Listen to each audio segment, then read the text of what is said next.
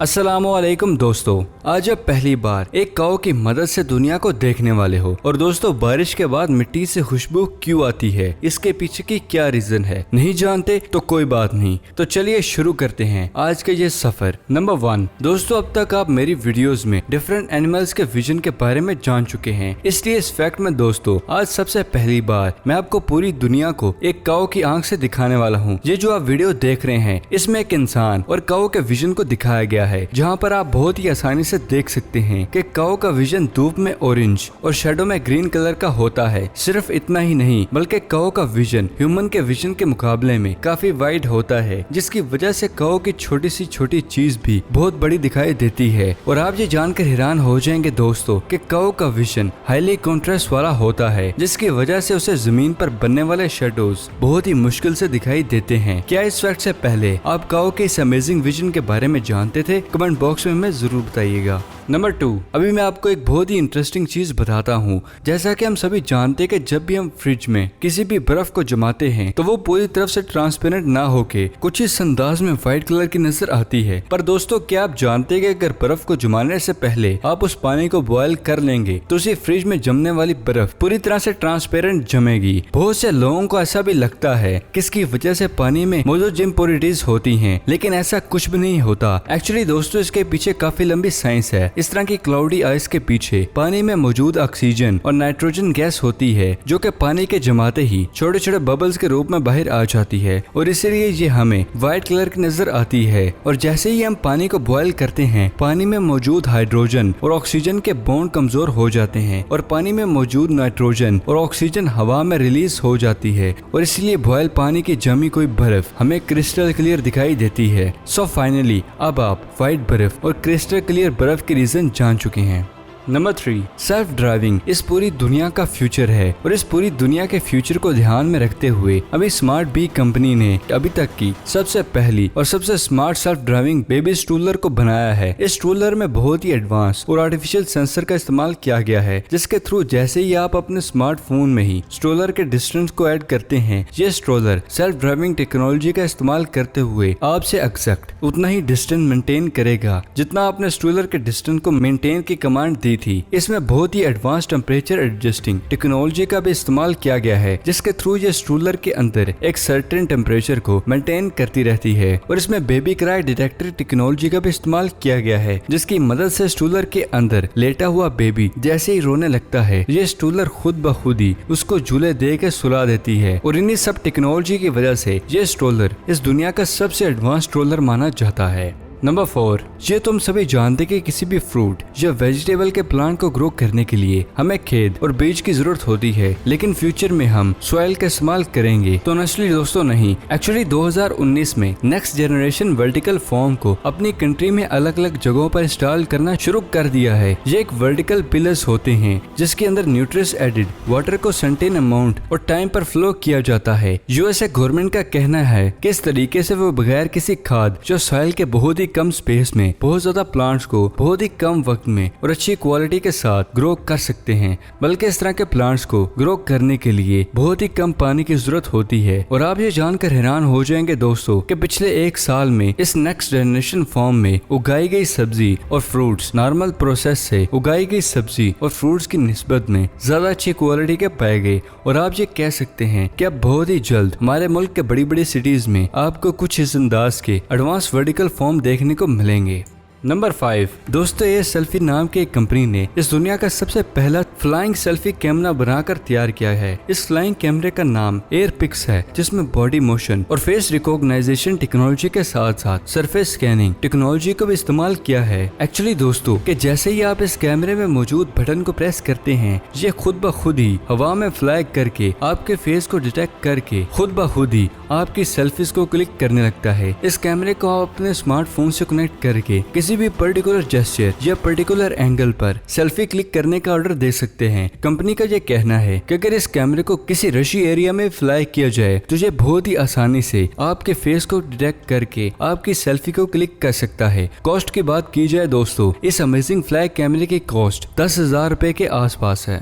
Number 6, जब भी हमें कोई मच्छर या इंसेक्ट काटता है तो हमें कुछ वक्त तक इची होने लगती है, और अगर हनी बी काट ले तो ये बहुत ही अलग बात है। लेकिन क्या आप जानते हैं कि हनी बी के काटने के सोल्यूशन के लिए सुपरबो कंपनी ने द रैबिक नाम की एक बहुत ही amazing insect bite pain reliever device को बनाया है। इस डिवाइस में कुछ ऐसे लेजर और सेंसर को इंस्टॉल किया गया है जिसके थ्रू जैसे ही आपको कोई भी इंसेक्ट आपको काटता है, आप इस डिवाइस को ऑन करके उस जगह पर रख के उसको प्रेस करते हैं तो ये लेजर और सेंसर की मदद से 30 सेकंड के अंदर ही उस पर्टिकुलर एरिया में आपके ब्लड फ्लो को तेज करके स्वेलिंग, इचिंग और दर्द को पूरी तरह से खत्म कर देता है। कंपनी का ये कहना है कि इस डिवाइस की मदद से कोई भी इंसेक्ट जो हनी बी काटती है तो ये तेजी से आपको ठीक कर देगी। नंबर 7, साल 2018 में यूएसए में स्टैचू ऑफ लिबर्टी के हेरिटेज को सेलिब्रेट करने के लिए इस दुनिया का अभी तक का सबसे पहला realistic statue of liberty cake को बनाया गया है। इस पूरे केक को ब्रेड और व्हाइट चॉकलेट के ऊपर ग्लोइंग ग्रीन कलर का इस्तेमाल करते हुए बनाया था, और इस केक में स्टैचू ऑफ लिबर्टी की तरह एक रियल लुक देने के लिए उसके ऊपर प्योर गोल्ड से बनी लेयर को लगाया गया था। नंबर 8, क्या आप जानते कि कैडबरी कंपनी ने 50 साल के बाद अभी हाल ही में यानी साल 2020 में अपने लोगो में एक माइनर सा चेंज किया। आप स्क्रीन पर देख सकते हैं, एक साइड पर पुराना लोगो है और दूसरी साइड पर एक न्यू लोगो है, और सबसे हैरान करने वाली बात यह है कि इन दोनों ही लोगों में कुछ खास फर्क नहीं है। लेकिन इसके बाद इतने छोटे से चेंज को करने के लिए कैडबरी के लोगो मेकर को 9 करोड़ 25 लाख रुपए दिए गए। मतलब क्या यार। खैर चलते हैं नेक्स्ट फैक्ट की जानिब। नंबर 9, आप सभी शूज पहनते हैं और लेसिस को भी बांधते हैं, लेकिन क्या आप जानते हैं कि शू लेसिस के लास्ट में ये जो प्लास्टिक पार्ट होता है इसको क्या कहा जाता है? नहीं जानते तो डोंट वरी, मैं हूं ना। दरअसल दोस्तों, इस प्लास्टिक एंड का नाम एगलेट है। क्या आप इस प्लास्टिक पार्ट के बारे में जानते थे? कमेंट करके जरूर बताइएगा। नंबर 10, ये वाला फैक्ट करंट अफेयर्स पर है। क्या आप जानते कि यूएसए की ओशन सिटी में सोशल डिस्टेंसिंग की काफी ज्यादा रिक्वेस्ट करने के बाद भी वहां पर सोशल डिस्टेंसिंग को मेंटेन नहीं किया जा रहा था, और इसी वजह से वहां पर बहुत से रेस्टोरेंट ने राउंड सोशल डिस्टेंसिंग टेबल को बनाया है जिसको एक ही इंसान यूज कर सकता है, जिसकी वजह से आसानी से ही सोशल डिस्टेंसिंग मेंटेन हो सकती है। क्या यह सोशल डिस्टेंसिंग टेबल पाकिस्तान में भी आने चाहिए या नहीं? आपकी क्या राय है? कमेंट करके जरूर बताइएगा। नंबर 11, बारिश के बाद मिट्टी से खुशबू क्यों आती है? इसके पीछे कुछ ये रीजन है। एक तो ये मिट्टी में सूखने वाले पौधे, दूसरा मिट्टी में मौजूद बैक्टीरिया जिसको एक्शन माइसेट के नाम से जाना जाता है, और एटमॉस्फेयर में मौजूद क्लोरीन गैस। एक्चुअली दोस्तों, मिट्टी में पाया जाने वाला बैक्टीरिया वक्त के साथ साथ अपने बीज को मिट्टी में फैला देता है, और कुछ पौधे गर्मियों में पानी न मिलने की वजह से सूख जाते हैं, और उन सूखे हुए पौधों से एक स्पेसिफिक लिक्विड निकलता है जो कि पूरी ही मिट्टी में मिक्स हो जाता है, और जैसे ही मिट्टी में ज्यादा क्वांटिटी में पानी पैदा होता है, वो लिक्विड क्लोरीन गैस और बैक्टीरिया के जरिए पानी के साथ मिलके रिएक्शन करने लगती है, और इन्हीं केमिकल रिएक्शन की वजह से वो खास स्मेल जनरेट होने लगती है जिसको हम और आप मिट्टी की खुशबू से जानते हैं। जबकि पहली बारिश के बाद ये लिक्विड बैक्टीरिया के जरिए और क्लोरीन गैस के काफी हद तक पानी के साथ रिएक्शन करके न्यूट्रलाइज हो जाती है, जिसकी वजह से आपने ये नोटिस किया होगा ये स्पेसिफिक खुशबू पहली बारिश में सबसे ज्यादा तेज आती है, और उसके बाद ये आहिस्ता आहिस्ता आना कम हो जाती है। यही मेन रीजन है जिसकी वजह से मिट्टी पर पानी पड़ने से खुशबू आने लगती है।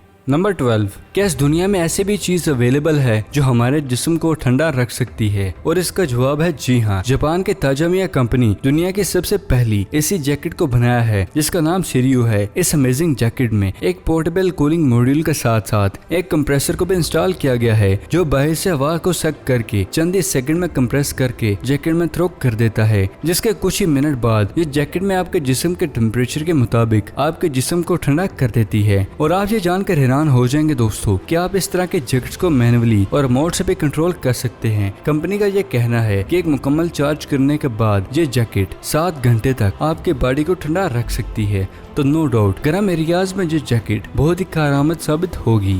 नंबर 13, अब मुझे एक बात बताएं दोस्तों, एक ही वक्त में दो इंसान एक ही टीवी स्क्रीन या कंप्यूटर स्क्रीन को देखे और उसमें से एक इंसान को वो टीवी या कंप्यूटर स्क्रीन स्विच ऑफ नजर आए, जबकि दूसरी तरफ वही टीवी स्क्रीन दूसरे इंसान को नजर आए। ये बड़ी अजीब सी बात है ना? मगर क्या आप जानते कि ये पॉसिबल है? एक्चुअली साल 1988 में द लाइव मूव से इंस्पायर हो गए। अभी रिसेंटली ऑकलैंड में LED light emitting blocking technology का यूज करते हुए IRL नाम के अमेजिंग ग्लासेस को बनाया गया जो टीवी स्क्रीन से इमिट लाइट को ब्लॉक करके आपको सारी स्क्रीन कुछ इस कलर में दिखाता है कि वो टीवी और कंप्यूटर ऑफ हो। और आप ये जानकर हैरान हो जाएंगे दोस्तों कि ये ग्लासेस सिर्फ टीवी या कंप्यूटर स्क्रीन को ब्लॉक करते हैं। इसके अलावा इन ग्लासेस को पहनने के बाद आप कुछ भी देखें आपको नॉर्मली सारा ही नजर आएगा कि जैसे आपने कोई भी नॉर्मल ग्लासेस पहने हो। तो नो डाउट ये ग्लासेस टीवी स्क्रीन से होने वाली इरिटेशन को कम जरूर कर देगी।